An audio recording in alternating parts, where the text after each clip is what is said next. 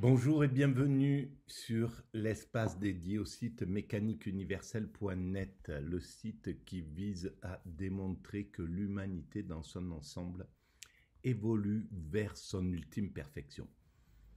Nous allons sans le savoir, nous construisons sans le savoir le paradis pour nos descendants. Voilà. Pour schématiser, c'est ça le thème de ma théorie.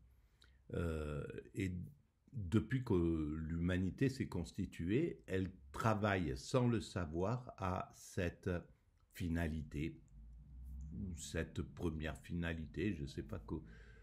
après, on ne peut pas définir ce que sera ni cet état de perfection.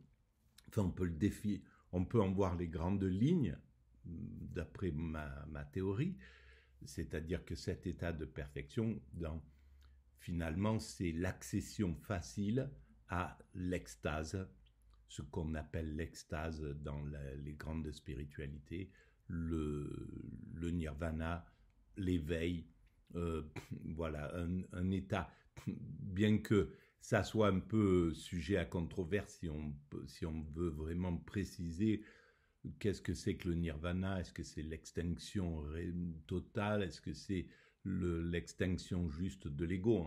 En fait, c'est un état de plénitude absolue, de pur immédiat, de jubilation totale, d'amour, une sensation d'amour total et un fonctionnement du corps qui est complètement une horloge, quoi. Et une compréhension physique des choses, pas psychologique, pas intellectuelle, parce que le cerveau est vide dans cet état-là, il est juste en contemplation, il est posé sur le présent absolu, il ne vit que l'instant présent, donc le présent qui se prolonge, mais il est toujours dans le présent. Pour donner une idée, il se projette pas sur l'avenir. Il peut pas, dans cet état extatique, pour l'avoir expérimenté de façon accidentelle, eh bien, le cerveau ne peut pas se projeter, ne peut pas dire demain je ferai ça, après-demain je ferai ça, lundi je ferai ça, etc., etc. L'année prochaine j'ai ça à faire. Il peut pas. Il est dans la contemplation. Ou s'il le peut, ça touche pas son, c'est quelque chose qui ne le sort pas du présent, en réalité. On peut sans doute se dire, puisque dans l'expérience, à la fin de cette expérience qui a duré une semaine, je me souviens que mon esprit s'est dit, demain je m'en vais. Mais sans précision, sans voir, c'était une phrase du présent, c'était une phrase de l'immédiat qui disait ça. Voilà, bon, ça c'est pour l'introduction. Euh, donc, selon moi, on construit cet état sans le savoir. Donc, on est tous des ouvriers de cette œuvre. Donc, on est tous des artistes. Mais tous, chaque être humain, le, voilà, le gars inculte que vous avez devant vous, qui a même pas son certificat d'études et qui se mêle de philosophie, comme la personne qui vit dans le centre de l'Amazonie, dans le cœur de la forêt amazonienne, comme l'Inuit qui vit en Arctique ou en Antarctique. En Antarctique, je crois que ça s'appelle. Bon, bref, comme l'aborigène en Australie qui vit encore dans sa, comme, comme c'est dans sa traditionnalité, comme le type qui est à New York en train de faire de la bourse, comme etc., etc. Comme celui qui est en prison, comme celui qui écrit sur les prisons, comme celui qui... Voilà. Tous, chaque être humain, donne l'entièreté de son existence, et c'est en ça que nous sommes tous égaux, parce que nous ne pouvons pas faire autrement. Qu'elle dure un jour, 1 heure ou 100 ans, notre existence, on a donné l'entièreté de notre existence à cette œuvre incroyable.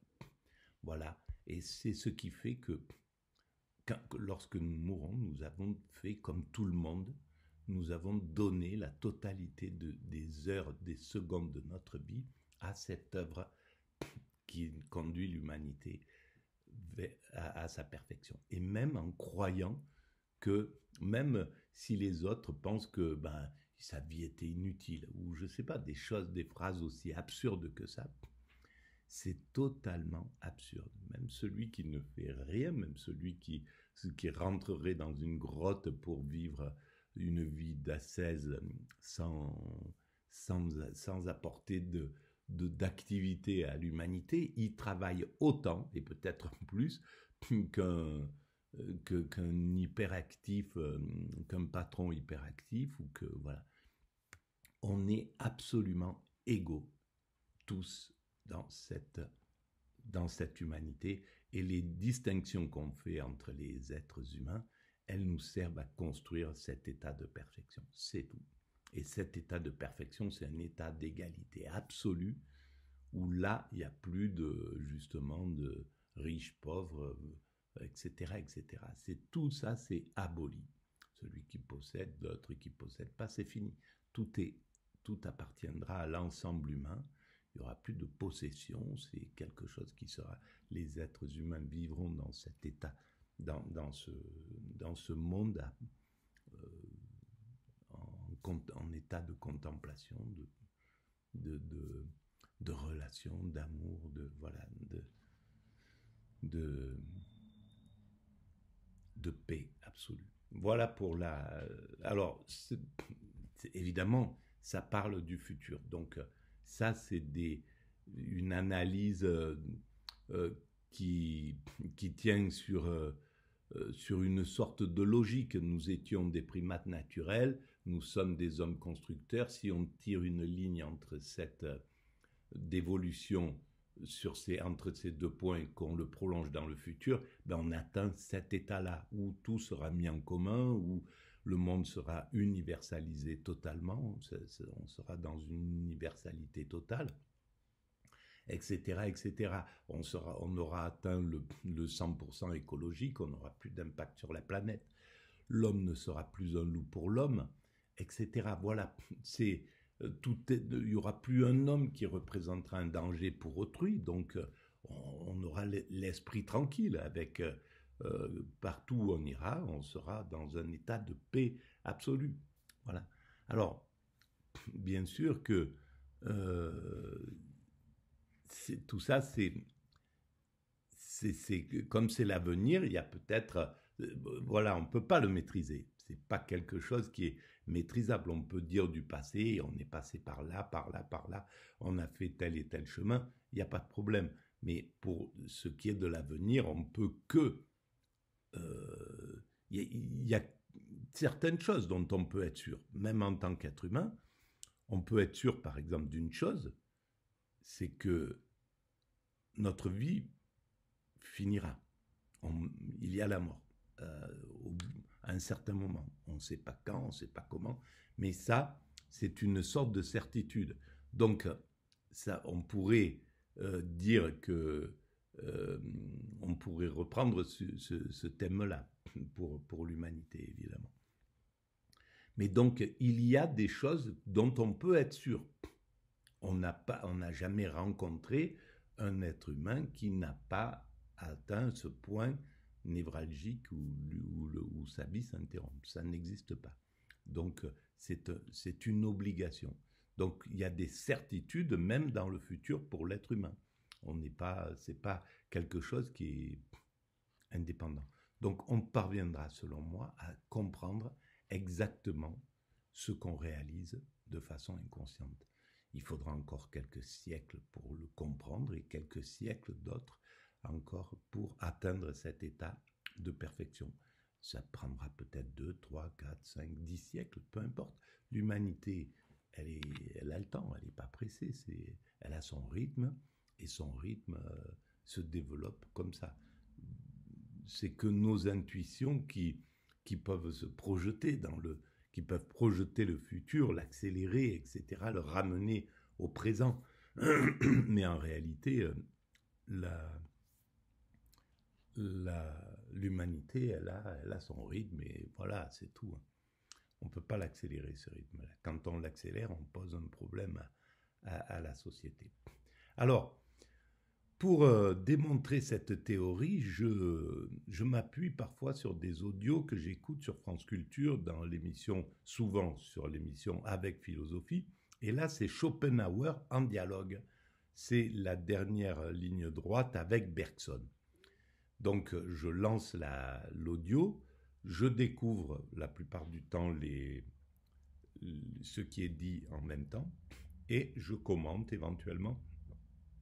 Et j'essaye de préciser ma théorie en s'appuyant sur ces audios. D'une part parce que la façon dont ils parlent, ces professeurs de philo, c'est extraordinairement limpide, clair, c'est génial, quoi. On apprend des choses, bien plus qu'avec ma façon rébarbative de toujours parler de la même chose, en fait. Hein. C'est assez... il me manque beaucoup de connaissances, j'ai pas accumulé de savoir ni rien, donc c'est pas très agréable. Donc ça met un peu de choses agréables dans cette chose. Donc je lance, on y va. Renoncer à vouloir, vous l'avez très bien dit, c'est un peu énigmatique, puisque le vouloir nous constitue, la volonté nous constitue. Il faut essayer d'atteindre ce repos de la volonté, qui est un repos du désir, sous toutes ses formes.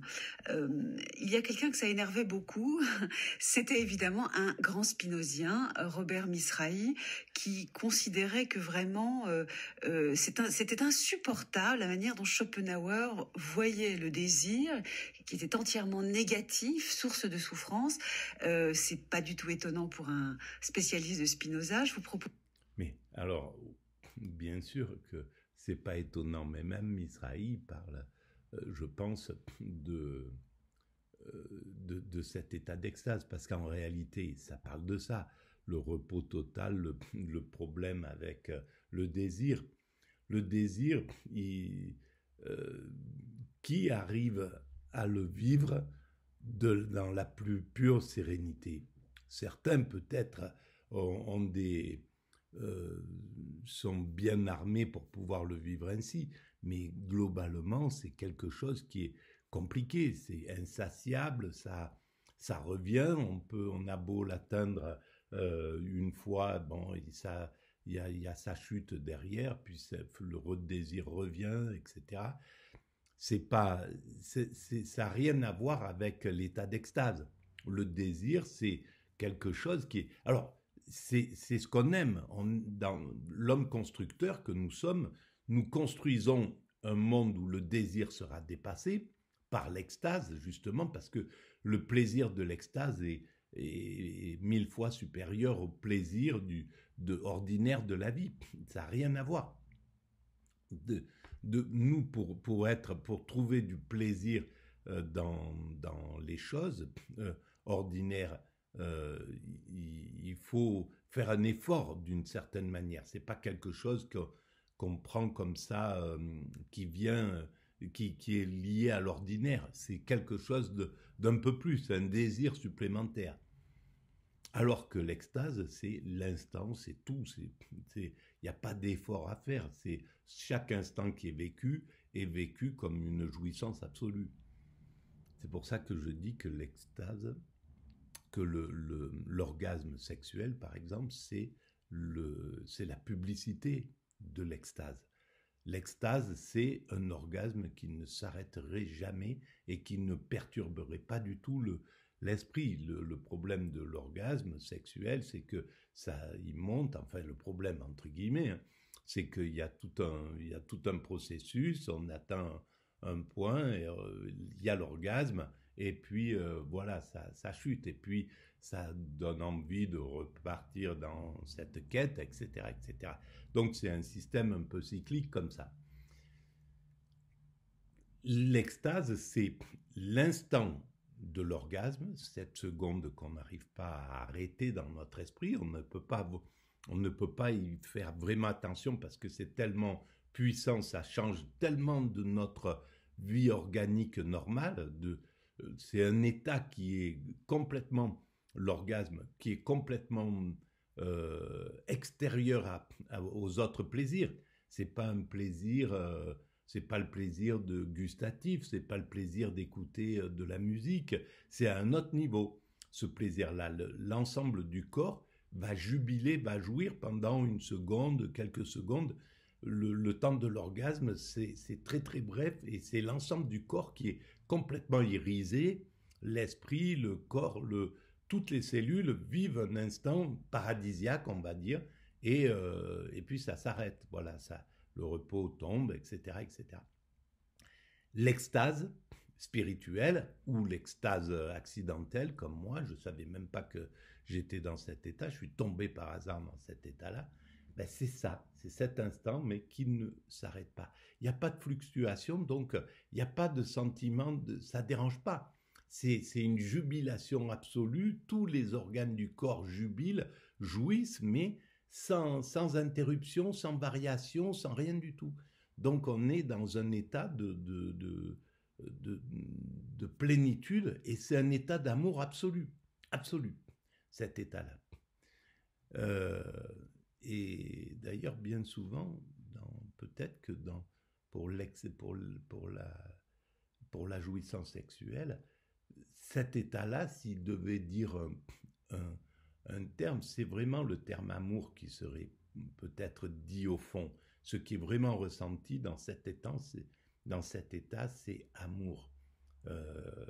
Même si c'est une sexualité qui ne met pas en œuvre l'amour, cet état-là engendre, à mon sens, ce sentiment-là. Mais ça, c'est quelque chose qui me vient à l'esprit uniquement maintenant. Là. Pose de l'écouter et je serais curieuse de voir votre réaction de spécialiste de Schopenhauer. Qui a dit qu'il fallait être heureux? Mais tout simplement la nature humaine. Ça n'a pas besoin d'être écrit, il suffit de décrire ce que c'est qu'un individu humain. Or, reconnaissons une chose, tout le monde s'accorde, au XXe siècle, tout le monde sans aucune exception s'accorde à reconnaître que l'homme est désir.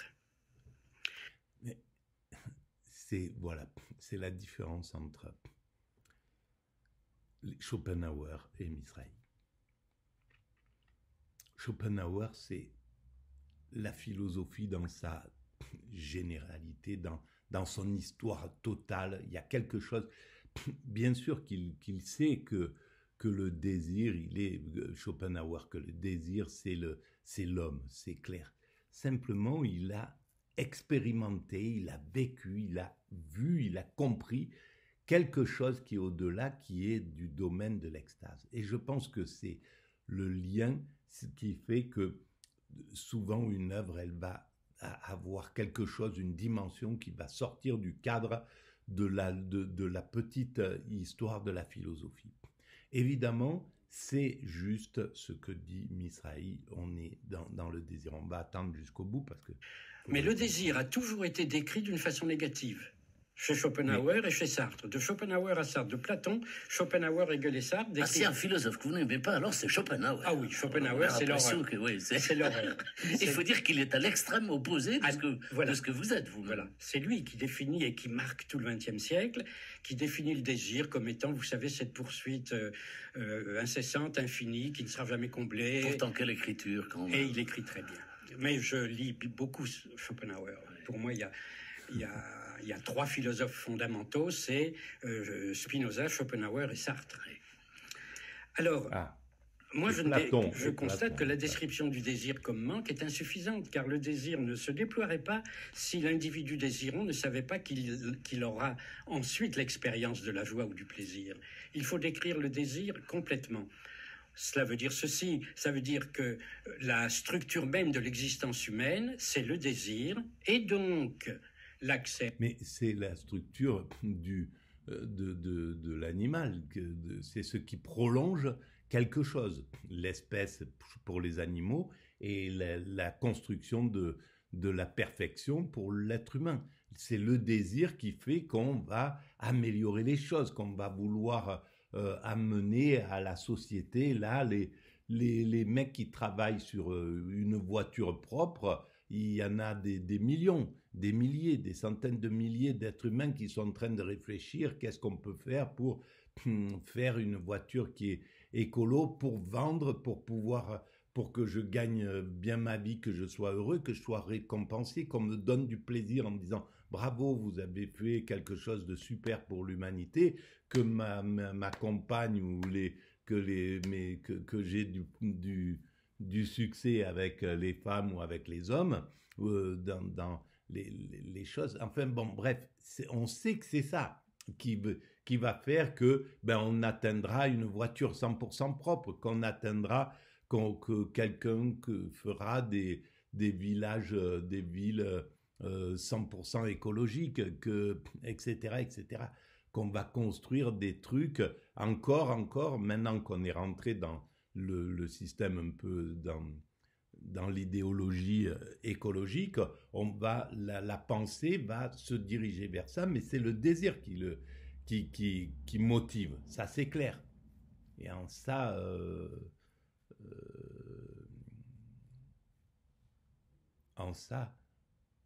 bon, ouais, je voulais dire quelque chose, je vais pas. Et à la jouissance, qu'elle soit psychologique, spirituelle, esthétique ou intellectuelle. Robert Misrahi, philosophe français spécialiste notamment de Spinoza, s'exprimait là dans À voix nue sur France Culture en 2003. Arnaud Françoise, c'est assez génial parce qu'on voit bien que c'est insupportable pour lui ce que Schopenhauer dit du désir, qu'il faudrait finalement s'en nettoyer. Alors, bon, c'est d'ailleurs quelque chose, une sorte j'ai déjà été confronté à des gens, quand j'ai parlé que l'humanité dépassera ça, ils pensent que je pense qu'il faut dépasser le désir que c'est, que le désir, le plaisir ordinaire, la vie, etc., les tendances, les pulsions, tout ça, c'est quelque chose qu'il faut abolir. Non, c'est simplement, je fais le même constat que Schopenhauer, c'est quelque chose qui peut engendrer ça ne nous laisse pas tranquilles. Ça ne nous permet pas d'être en état d'extase, en contemplation, etc., de façon totale, c'est tout. Mais simplement, je sais absolument c'est notre moteur pour construire cet état de perfection. Donc, il n'y a pas à l'abolir du tout. Il faut l'aimer, il faut aimer le plaisir, il faut être hédoniste d'une certaine manière, tant qu'à faire, puisque notre finalité,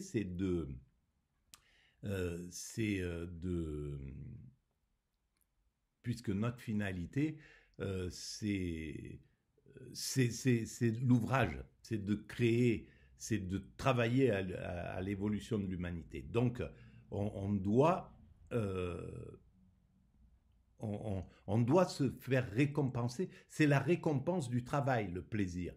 Le désir, le plaisir, c'est la récompense, les sensations qu'engendre le plaisir, c'est pour nous récompenser de nos journées de travail. On travaille à cette humanité, on ne sait pas pourquoi on est dans une sorte de bagne, on accepte ce bagne alors que le monde c'est un paradis, on pourrait simplement se promener, aller, voilà, de marcher, faire traverser le monde, s'arrêter partout, regarder, rencontrer, aimer, je ne sais pas, on pourrait vivre dans cet état-là. Si on accepte le bagne que c'est, parce que c'est un bagne, on doit travailler 8 heures par jour, ici, dans d'autres pays c'est 14 heures, etc. Dans d'autres pays c'est du bagne 100% comme ça l'était chez nous, et d'ailleurs nos patrons n'ont pas hésité à les délocaliser pour employer, pour retrouver les conditions de leurs ancêtres du 19e siècle, c'est dégueulasse, mais c'est comme ça. Donc, on accepte ce travail-là parce qu'il y a des choses qui vont derrière. Quand ça s'arrête, déjà, c'est bon. Quand après on rentre, pour 99% des êtres humains, ils vivent une vie d'amour, où il y a la sexualité, quoi, d'amour, ou moins de, voilà, de ce plaisir de la sexualité, ça concerne la majorité humaine. C'est infime, les gens qui, qui ne pratiquent pas cette chose-là, c'est très très rare. Donc, voilà, ça fait partie des plaisirs qui sont là, le plaisir de manger, même si c'est des plats ordinaires ou des, voilà, tout ça, c'est la récompense pour notre activité quotidienne, normalement. S'en débarrasser alors que ça n'a pas de sens pour un spinozien. Oui, c'est une belle archive.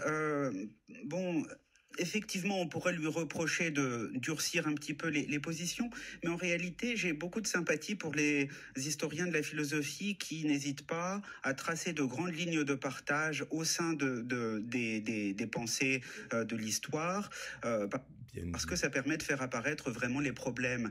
Et on a bien dit. Ici, alors derrière le bon Spinoza et le mauvais Schopenhauer, on a... Voilà, ça c'est vraiment génial.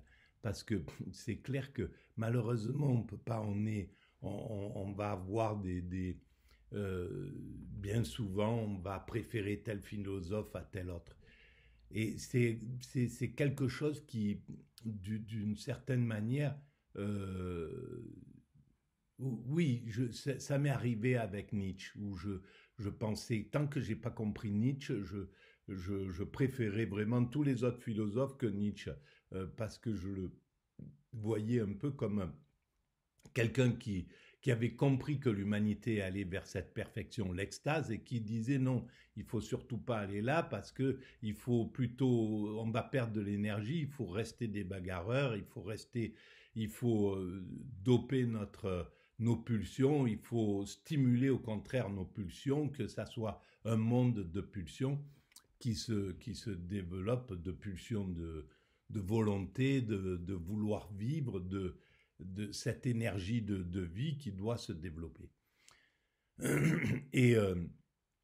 Mais on peut, mais là, voilà, c'est caractéristique de préférer, etc., etc. On a des choix, on a des préférences, mais c'est vrai que ça se marque vite. Et Schopenhauer, on sent que à l'écoute, il est contesté. Alors peut-être qu'il a écrit des choses contestables, etc., qui ont heurté, qui bloquent. Ça tient à des toutes petites choses, hein, un truc, on est heurté par un propos et ça va nous décaler, nous empêcher de bien apprécier.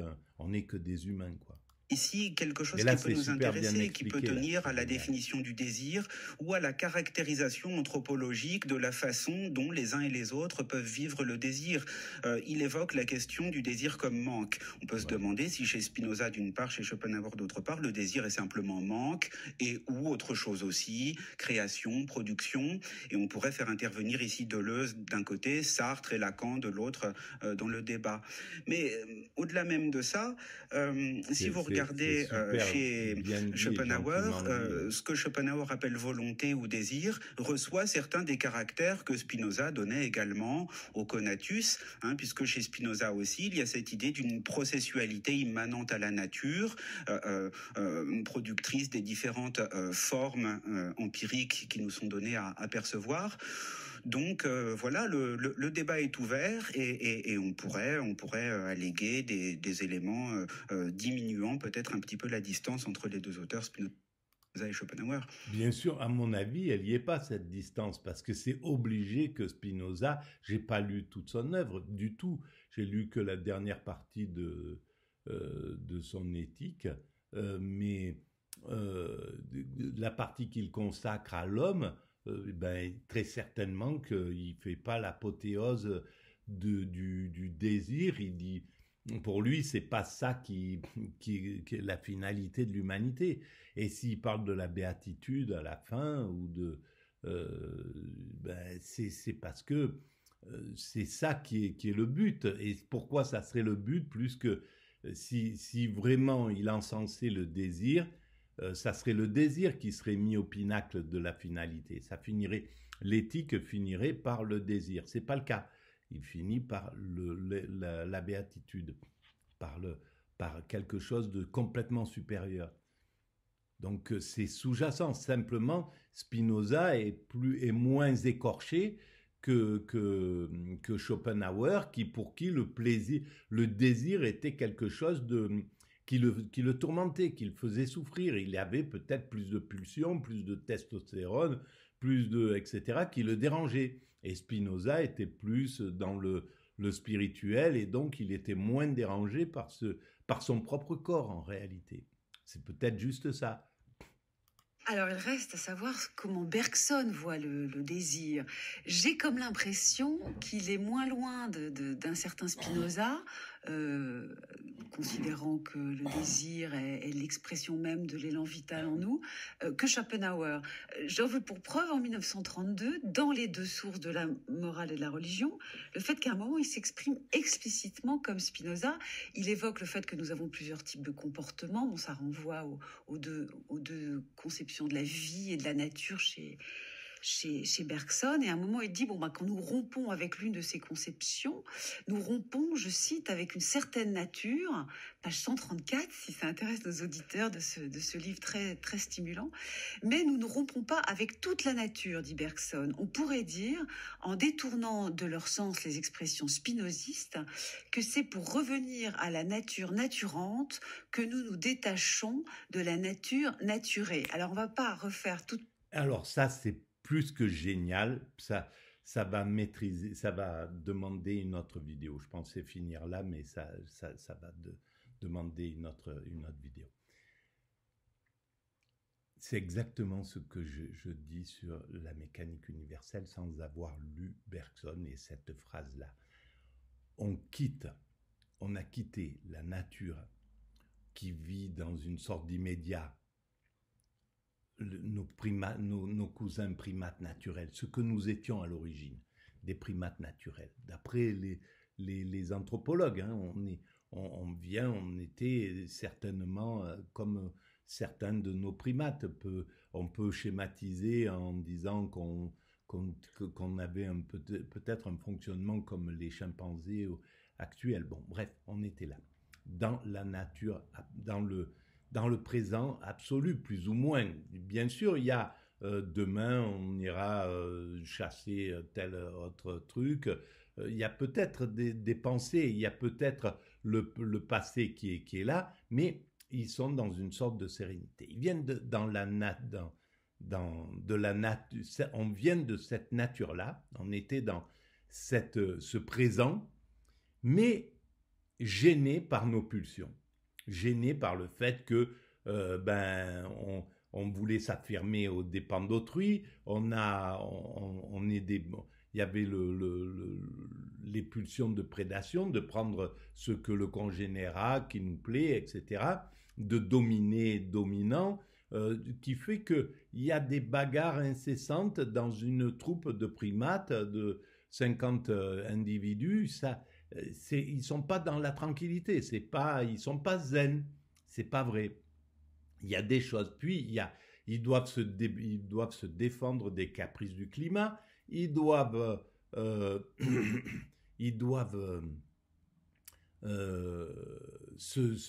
y a les prédateurs qui n'ont pas réglé leurs problèmes. Ils sont soumis aux prédateurs, etc. Donc ils sont pas tranquilles. Ils sont pas dans la tranquillité.